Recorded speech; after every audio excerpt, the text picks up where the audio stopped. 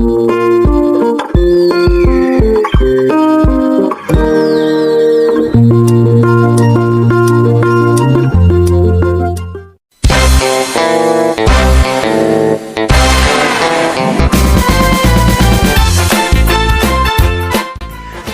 kami dari kelompok 3 akan membahas materi tentang sejarah perjuangan bangsa Indonesia dan semangat kebangsaan. Sejarah perjuangan bangsa Indonesia dan semangat kebangsaan adalah sekelompok masyarakat yang bersatu atau dipersatukan adanya persamaan nasib dan pengalaman di masa lampau, mempunyai cita-cita serta tujuan yang sama untuk kehidupan di masa depan. nama Indonesia sendiri baru saja digunakan pertama kali saat Kongres Pemuda II 28 Oktober 1928.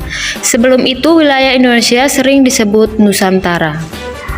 Nusantara hampir tidak pernah luput dari bangsa asing. Sumber daya alam yang melimpah menjadi incaran. Bangsa Portugis di tahun 1509 berhasil menguasai wilayah Malaka, Ternate, dan Madura. Setelah Portugis, Belanda kemudian ke wilayah Banten dalam pimpinan Cornelis de Houtman.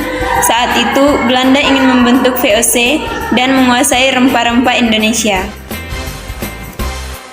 Dalam membentuk VOC, ada beberapa perjanjian yang harus ditaati oleh Belanda, seperti Perjanjian Bongaya hingga Perjanjian Gianti.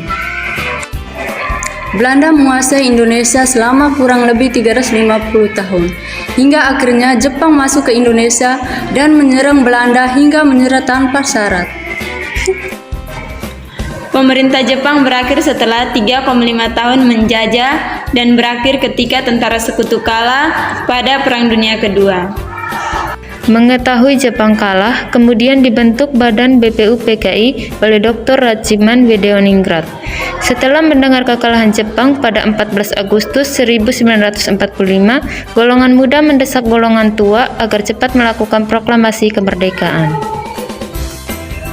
Dalam sejarah proses kemerdekaan, terjadi peristiwa Rengas Dengklok, yakni peristiwa penculikan Soekarno dan Hatta oleh golongan muda untuk mempercepat pelaksanaan proklamasi.